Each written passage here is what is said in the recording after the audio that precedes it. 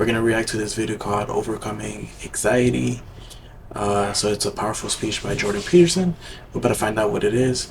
A little bit on anxiety.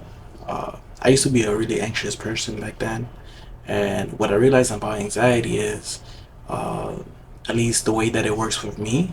I guess anxiety could work different with a lot of people, but whenever I was anxious about something, that basically meant I wasn't at the right place at the right time, if that makes any sense. So, for example, whenever I would go out, let's say to the club, um, on my way to the club, I will feel really anxious. And the reason why I feel so anxious is because I knew that's a place where I didn't want to go.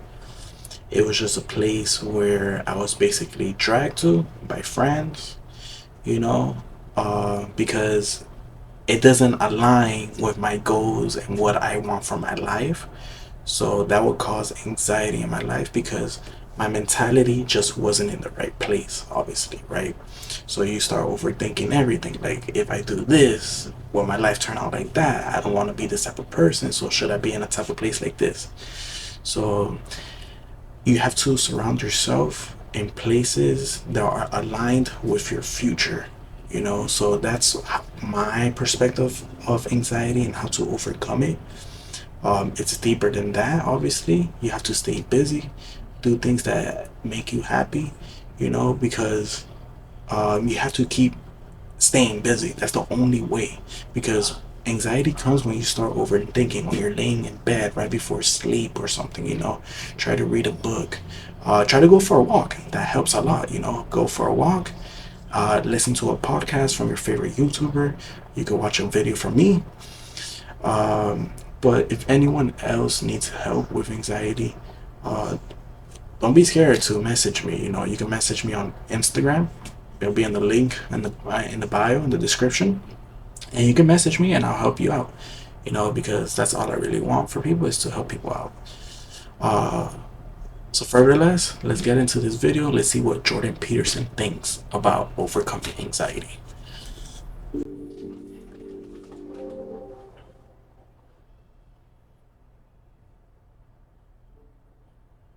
Are you anxious all the time?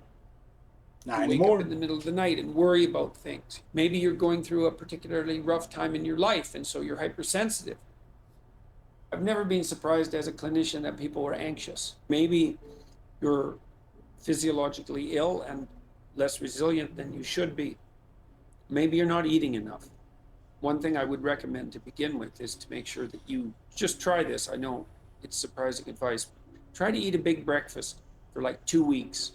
See what happens. See if that drives the worry down. Now, then the next thing I would ask, when does it happen? Like, are these dreams? Are these thoughts before you go to bed? Do you wake up in the middle of the night with these visions running through your head? One of the things you can do that's counterproductive is take one of those fantasies that's torturing you and that you're suppressing, because you will be suppressing it, and let it play itself out. You see, what's happening is that the parts of your mind, the parts of your brain, the parts of your psyche that are alarm systems, so that's the anxiety systems, they're trying to think something through. And they're using fantasy to think it through. This is actually a form of thought that's torturing you, because it's reasonable for the parts of your brain that are on the outlook for negative occurrences to think, well, what if? That's what Thinking in thinking the is. future Sometimes causes you think anxiety. positively, what if, and sometimes you think negatively. And well, You you're gotta start living in the presence. in all likelihood doing everything you can to escape from these thoughts when they make themselves manifest.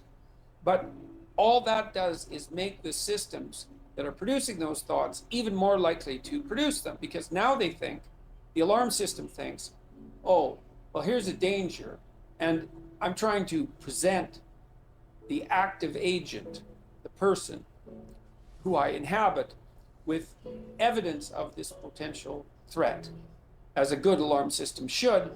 And it turns out that they're so afraid of the message that I'm delivering that they won't even listen to it.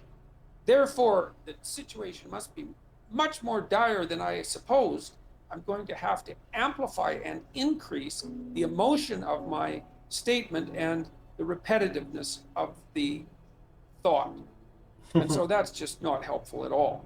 Because what you've done is you've taken a worry and you've Made it now worse. recategorized it as a worry that's so terrible that you won't even think about it. And so Yep. now the alarm systems think that you're being chased by he who can't be named. That's a good way of thinking about it, and a good allusion to something popular in culture. And so they're just going to be screaming nonstop. So what do you have to do? There's a couple of things you could do.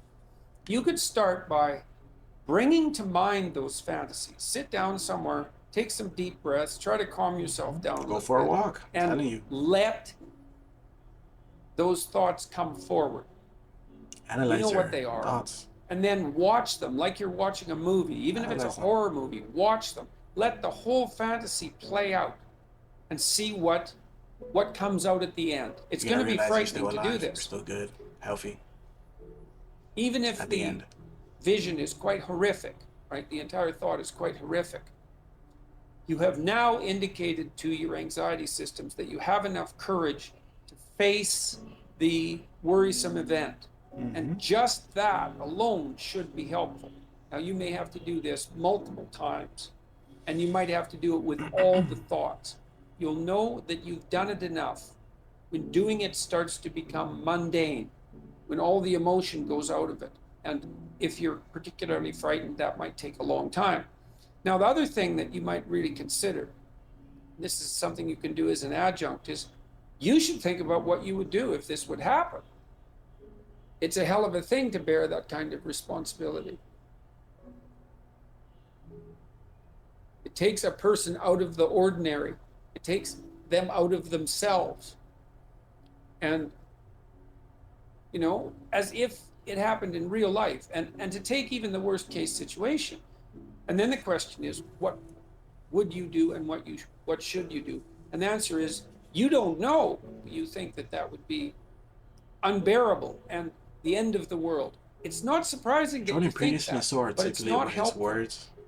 Sometimes You know, because people have lose to track. live through I don't know what he's catastrophe. saying. It's incumbent upon I hope you I'm not the only to one that develop feels the this way about him. psychological strength to be able to tolerate what it is that your anxiety alarm systems are tormenting you with. And you know, you might think, well, that's impossible, but it's not impossible because people live through catastrophe. And they do that in large part by discovering that there are darker and stronger forces within them than they might be willing to appreciate. And that one of the consequences of integrating those forces is that you have the strength and the cruelty, in some strange sense, to endure, to dare continue to live, even if the unthinkable happens. And it's no simple matter to think of that as a moral step forward, but people are called upon to be strong, and strong in the face of the worst catastrophe. Your psyche is tormenting you with precisely that. It won't let you go. It'll shake you like a dog shakes a rat. It won't let you go until you deal with it, deal with mortality. You have the freedom to choose which of the two difficult paths you're going to choose, and the one that involves voluntary confrontation with what tortures and torments you. It's rough, man, but I'll tell you, it's a lot better than living in constant worry. That's the pathway that's going to lead back I to bet COVID the stability that you caused need. so You don't want much to bite off anxiety more than in you can just chew, but it doesn't mean that you really can't struggled with anxiety. wrestle I could with just imagine. part of reality, some part that's small enough so that you have a good shot at victory. And then you attain victory over some small part of the chaos. And you find within you what would allow you to withstand that, damaged or not, to withstand that. You do that by letting yourself go where your thoughts take you, Just flow. even though Just flow. you gotta don't flow. want to. Feel the flow. Flow like the wind. The wind is gonna flow regardless, whether it's a bad day or a good day, a bad thought, a good thought. Money comes, money goes. Just flow. like the wind.